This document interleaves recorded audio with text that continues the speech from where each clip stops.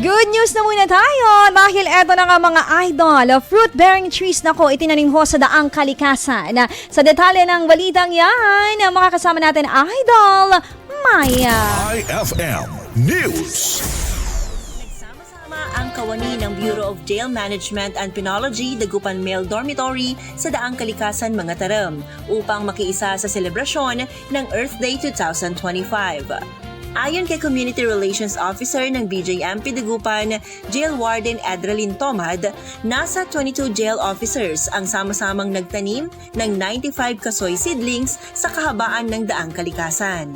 Nakiisa rin sa aktibidad na ito ang ilang kawani ng Municipal Environment Office ng Mga Taram at fire officers ng Bureau of Fire Protection Dagupan.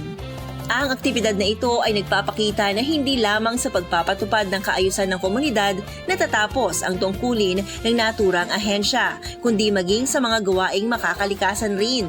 Ito ay alinsunod sa Proclamation 1482 Series 2008 na naglalayong magbigay kamalayan sa matinding problema sa pagkasira ng ating kalikasan na malaki ang epekto sa buhay nating mga Pilipino.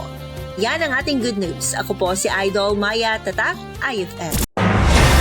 IFM News. IFM News. IFM News.